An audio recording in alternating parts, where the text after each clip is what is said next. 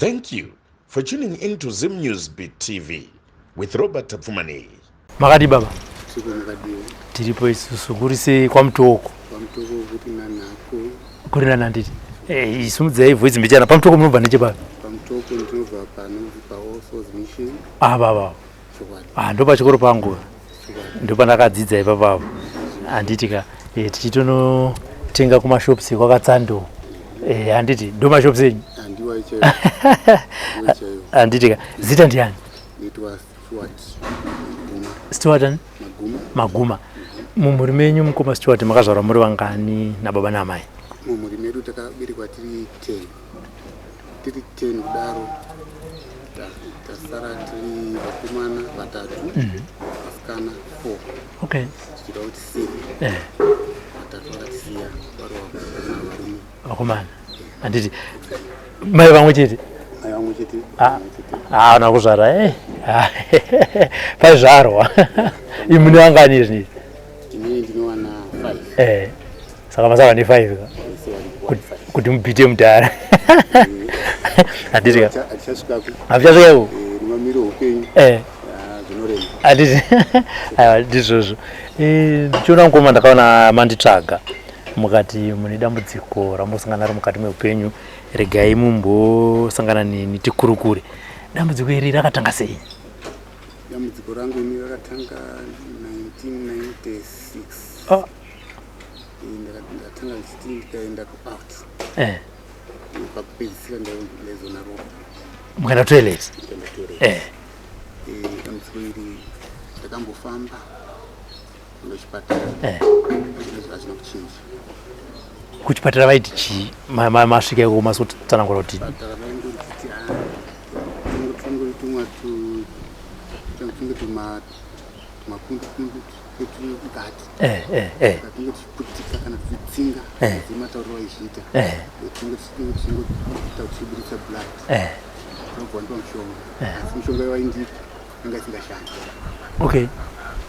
Wainda kunanobatsirawo chibobhira mushonga ichiwana inozora kuze musana vaibuda zvakare kubva 1996 baba.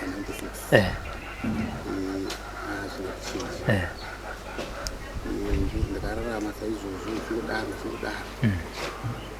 ndipo ndakazowana mukana wekuti muno muzimbabwe mune basa kuti nditsvage basa ndaishayira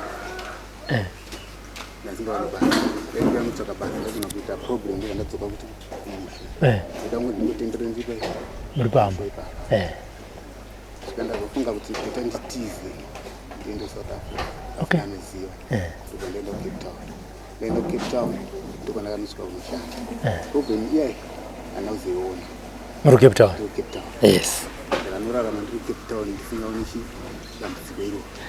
Maenda kuCape Town makasoenda kuhospital kuti makangosvika nekugara nekutsvaga basa nekutanga kushanda problem kuti yangu disappear? Kungosvika nekugara nekutsvaga basa nekushanda problem disappear. Okay. Ndararama saizvozvo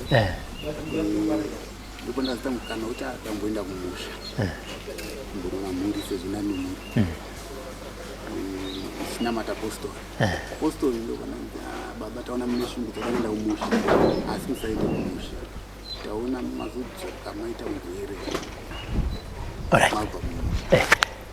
Pamanga muri kuno kuZimbabwe musati maenda kuCape Town maenda kuMasowe? Ndaenda kuMasowe. Okay. Kuno kunoenda matariro mumitabereka. Okay. Uko ndazvimbana nonamata postori. Makasosha Roma here? Roma iriko. Chakasaka chakaita mumende kumapostori? Postori ndechekuti mweya yemunzvimbo yeSouth Africa yakasiyana nokuna. Kuno umhondi kune zvinoitika zvakasiyana siyana. Saka ndakati ndikaenda uko peta ndikanopinda chechi yepostori inongondigaidhawo pane zvimwe. Ndizvozvo. Saka ndakazouya kuno kumusha zvekare. Mweya wanamata? Mapiwa tsanangudzo ekunzi mukaenda kumusha chazodzoka maita sei mane urwere ndobva ndauya kumusha zvenharo pandakazobva kuni ndakudzokera South Africa ndakanodzoka nyika yangu isaite zvakanaka ndafamba ndakusvika kunzvimbo inonzi Woolsley ndada kusvika kunonzi Cape Town ndobva ndakafonerwa nemudzimai womukoma around my 1 dzeusiku achinditi vamwe takubatiretsana kuti dzenyu dzekuti muchanosvika kuita urwere asi tanga maenda kumweya mumbonoereswa asati maenda kubasa but chakandinetsa ndechekuti inini handina kuti ndaoneka munhu pandakadzokera South Africa wakazvisiya sei kuti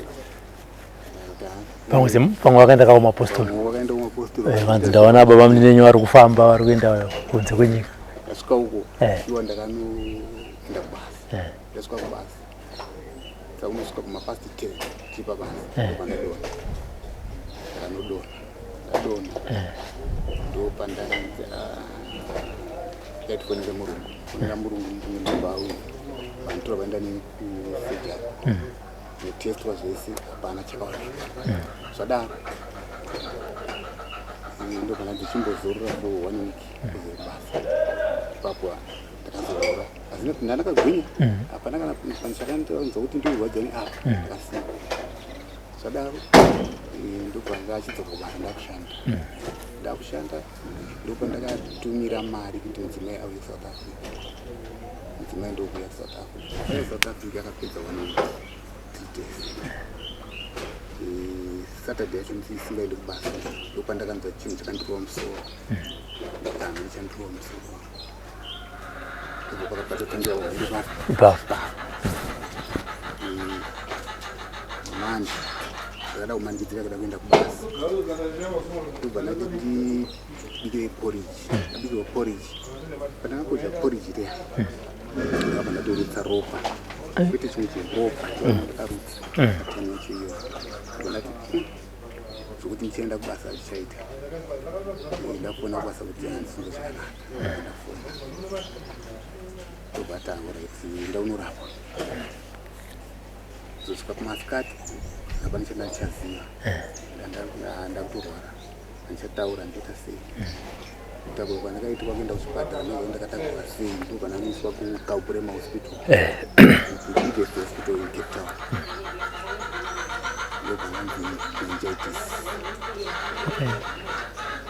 ndakagara muchipatara for 2 weeks echi3 ndipo ndazitanga kuziva kuti tiri muchipatara ndopandanosimba ndasimba ndakabva ndabuda kuchipatara kuyangeya ndatabeta kuti ndipiwe package yangu kubasa dzokere kumusha ndipo ndapiwa mari dzangu padzoka kuzimbabwe ndauya kuti kuzimbabwe saka iko kuchipatara wakangorapa meningitis iyo yavakanga vabata ndakandasidzokera kune Zimbabwe ndauya kuda kuzimbabwe ndakagara ndakuita zvekurima manje asi chabuda hapana problem iya yakabva yanotangidza tanga madzoka kuno ndombomhanya ndokudetserwa kusvika kazombonetsana nehanzo dzangu ndiwo waibatwa padambudziko rangu resiri ndanetsana nawo iwo wairamba ndinandizviziva kati atifambira tese saka pakufamba tese vasingabvumi nanhasi avatendi ndopandakazoti ano ikaningosiyana nazvo tongogara zvakadaro dambudziko ndinaro chazonyanya kundirwadza zvekare inhawo yekuti mhuri yandakabereka hapana chinofamba vanasikana vari kuvarumiwa hapana kana sendi dandopiwa kana kuti abvisirwa pfuma hapana vangani vari kuva 2 wakomana kutoa kuita hapana mafomu 6 wakomana hapana chikufamba kufamba kunozvitsvaga ano vana vakasunga vanhu vandobata pamhuri dzangu neni pamwe chete yanzvadzi nemukoma mukoma ndafara nawo 2 saka ndisingazivi kuti mukoma ane pressure iyi ndeupi wacho ndaiziva tinonzi mukoma wenyu anzadziva ndokaida muzika yemusana buda zvese anzadziva saka upenyu hwemhuri hwakasungwa vanhu ava. So kuti ndichiwane mari yekuti ndifamba kutsvaka mapurobhemu ayo kuti ndasolve mari yacho handibati.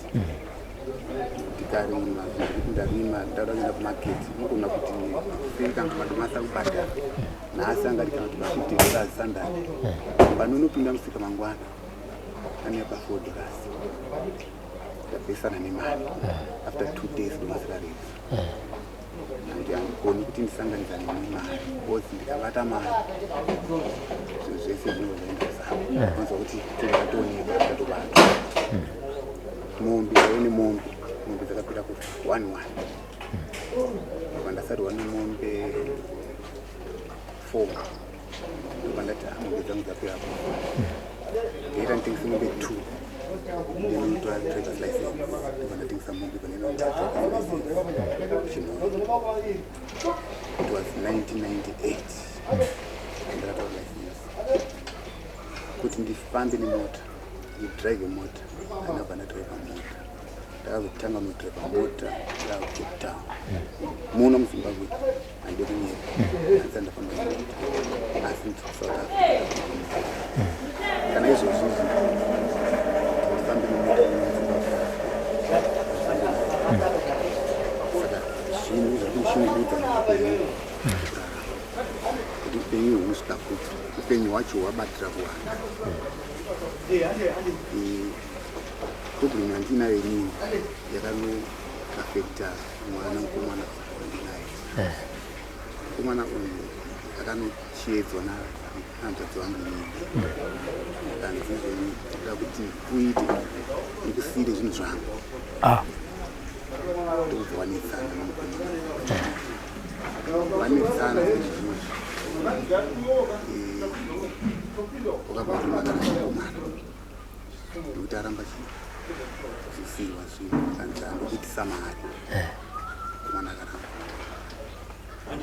svika mukomana uyu ambomuti kumutsvagira makosi ekuti aite hapana chingese angotendera kuti pandipowana svika arazvisvika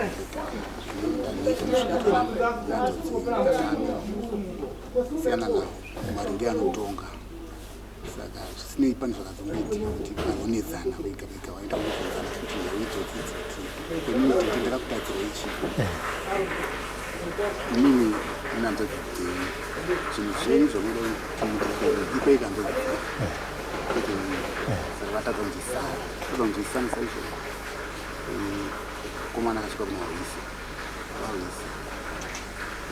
vana vavo vane mwana 1 musikana ari kuuk mumwe wacho ari muzimbabwe ndobva vana vai vauya ndobva vapasa imba yaigara imba yacho ndindakaiwakira iwo because taishanda tese kumashure ndarora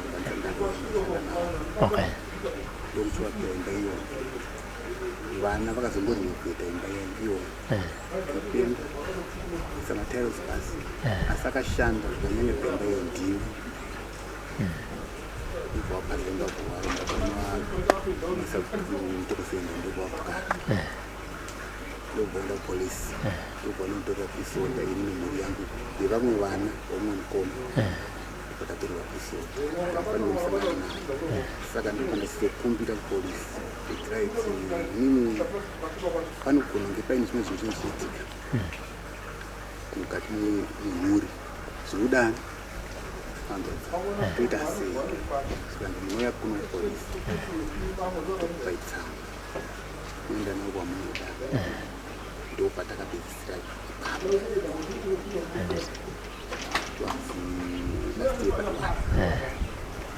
saka baipapo svika pari zvinezvi kuti ndishande chinobatika kuti vana vaone zvokuita apana zvekufamba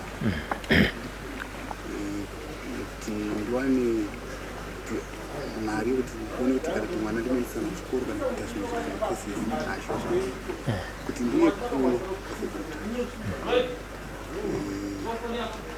ndambodzera kutsvaga mari ikaramba batika mari zvikana kuti anoregai nditsvage namba dzenyu taure mudambudziko sekuru vanokwanisa kubatsira padambudziko iri mhuri dzangu dzisunungurwe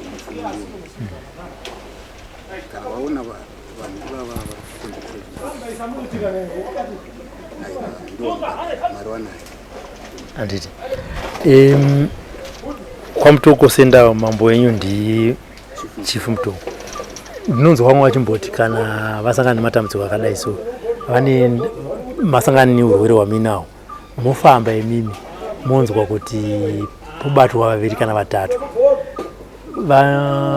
kana kuti mubva manonzi uyai nanhingi kuti ndiite ndikubatsirei asi imimi kuti munotaura nanhingi ya panotinetsei seri kutaura maita kuti muzonotaura nemukoma nehanzvadzi kuti ngatifambei vanoramba handiti makamboendera kwamambo mutoko kuti mambo ndoda kuenda nevanhu ava kudare asi ngava vasamonei vaite vabvume kuenda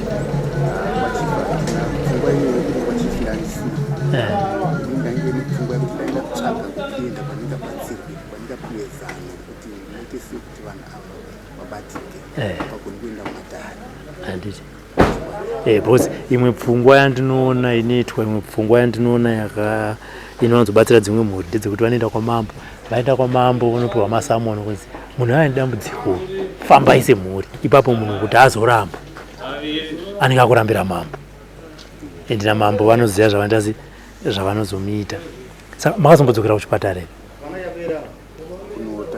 ere dambudziko iri rekubuda ropa nemiri kana richibuda zvinowanzoitika kwenguva yakaita sei kazhinji kupera kumwedzi kana dai mwedzi usati wapera ndikangotaura senyaya yekuti vanondinda right hapana chandikuona nezvekutanga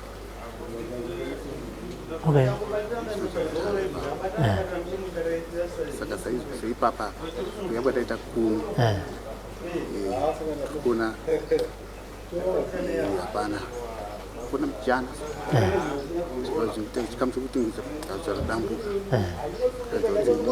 kuna kufarira kuti anongoti hazvii zvaraiti musiyana nenyaya iyoyo ndarara panapa inhasi foni sei akanzikumba asina kurarika zvakanaka nemamabere mabere arara ari pachiwanzi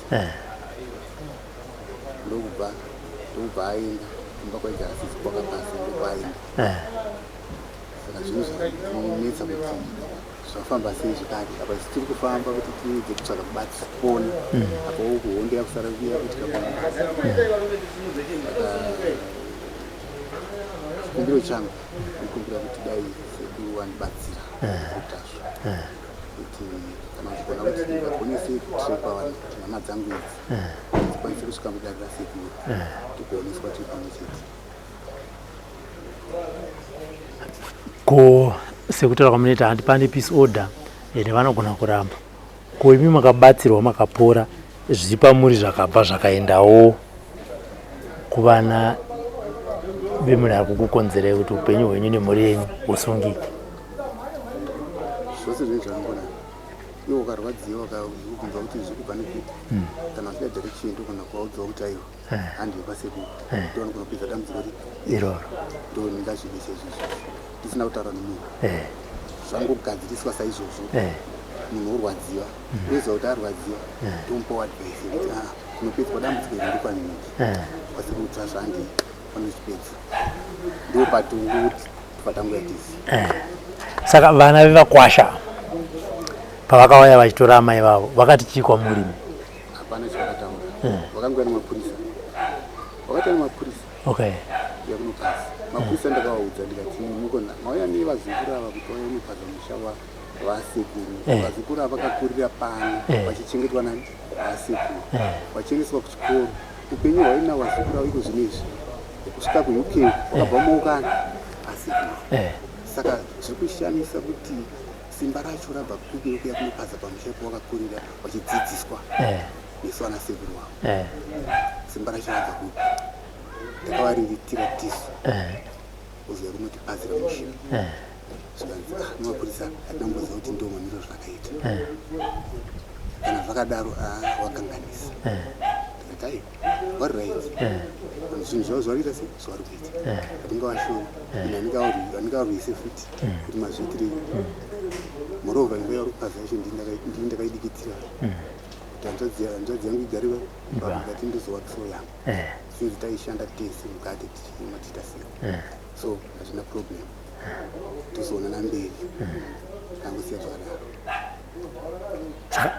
munombotaura navo tauri navo saka mukoma mukoma ndiwairirana naye panozvinhu zviri kuitika zvese izvi vakabatana mukoma iyi andotera ine asi mukoma mukuru akazviramba kata zvaitwa namazunguru wakanganisa akatongawo pamubvunzo weteko inini simba racho mariona kuti uri yakuita basa iro riri pamushakasi ngomakambiri ndokutanga kuchena tichazoonera pamberi kuti inini kana tazokurwadzai kana tavanzvadzaa vakazorwara kana pasina nzvimbo zvinhu takuzoona kuti muzviri turira kunaya nekuti simba ramainaro pambapa toda kuziva kuti akupai simba ndiyani saka zvangomira zvakadii zvamira zvakadaro saizvozvo hondo iri ingori kwandiri chete kuti uyu ndiyada kusimudza musoro kuda kuti zvinhu zvese zviite se zvibude pachena saka ndiri panguva yakaoma handiti alright Newsbeat TV. ndanzwa baba achitaurawo mararamiro avari kuita nematambudziko avari kusangana nawo vakati dambudziko randiri kusangana naro zvakare rabata pauri zvakatanga sei pauriwo zvakatanga sei pawakazoona kuti izvi zvakuitika pandirika isinoti normal dambudziko ranyotanga ndiri musana ndikuti ndikamuka makuseni ndonzwa musana kuchirwadza kana basa zvacho ngomweni tazoita basa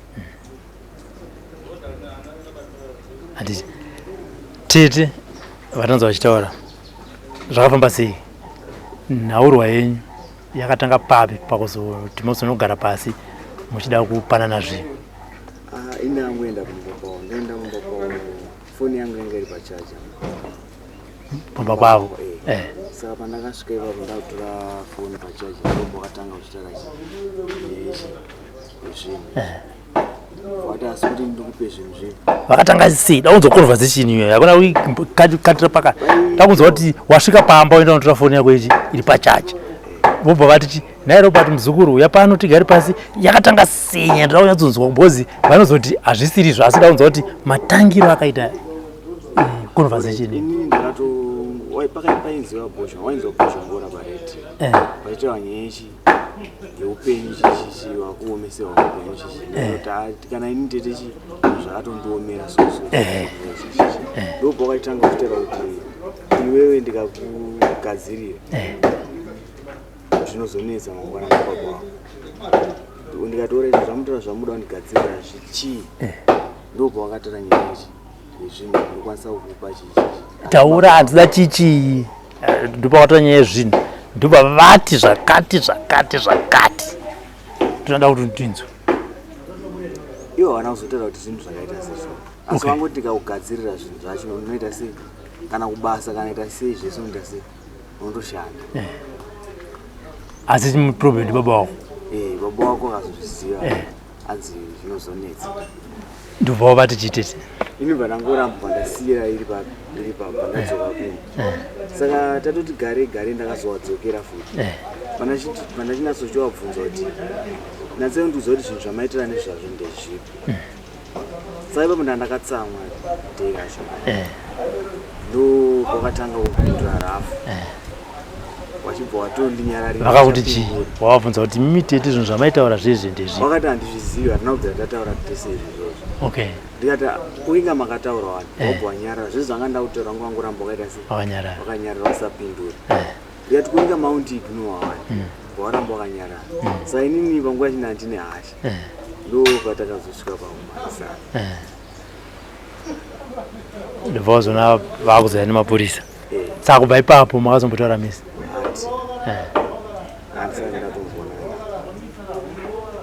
handiti kubasa wauendi ko waizoramba sei kutete vakuti ndikakugadzirira zvakuzita bo hazvinonetsa bo zvinozonetsa kuti mangwana bo zivo futi zvinenge zvinoitwa netsa saka zvinozonetsa kuti mangwana. Okay.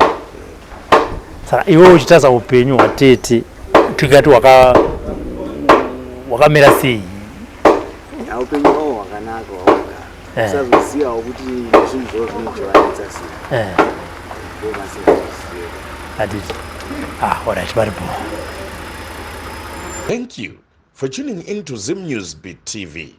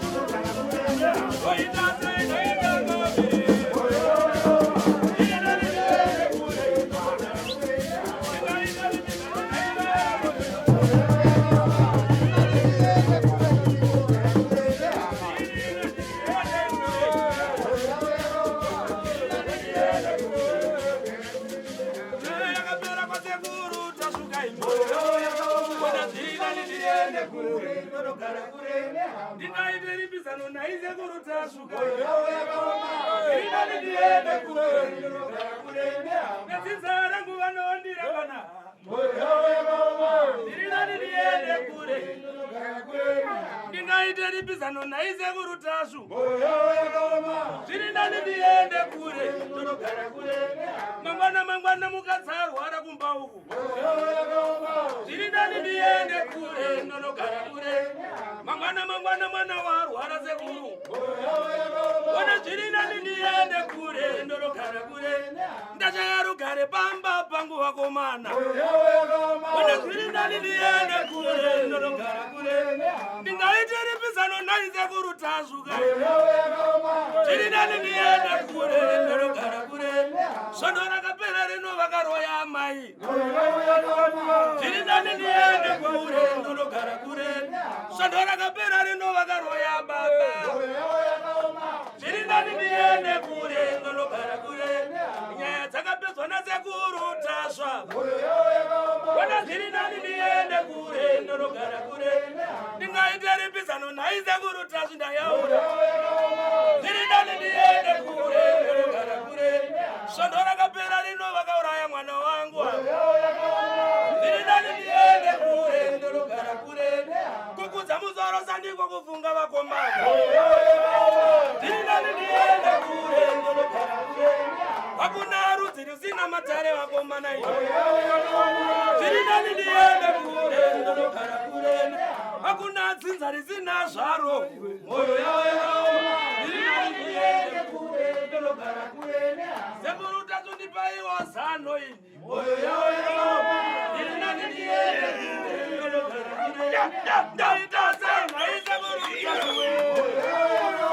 zvirinani ndiende kure ndinogara kure ndoita sei naisekuru tasvi zvirinani ndiende kure ndinogara kure netsinza rangu vanondigara dareni zvirinani ndiende kure ndinogara kure verudzi rwangu vanondirangana ine zvirinani ndiende kure ndinogara kure sondo rakapera rino vakaroya mukoma zvirinani ndiende kure ndinogara kure ndoita sei naivera soko zvirinani ndiende kure ndinogara kure zvirinani ndiende kure vakomana zvirinani ndiende kure ndinogara kure nyaya dzakapedzwa nasekuru tasva zvirinani ndiende kure ndinogara kure nyaya dzakapedzwa nasekuru tasvi zvirinani ndiende kure ndinogara kure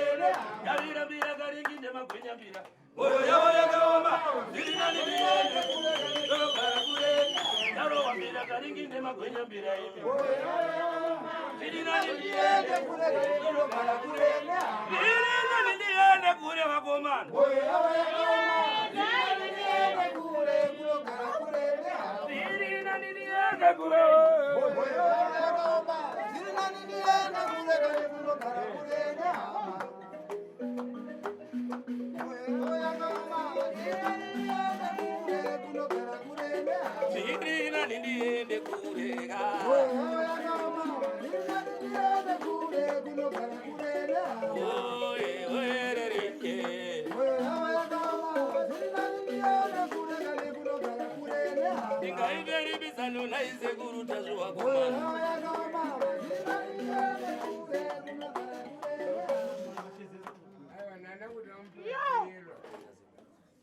For these and more stories, tune in to Zim News Beat TV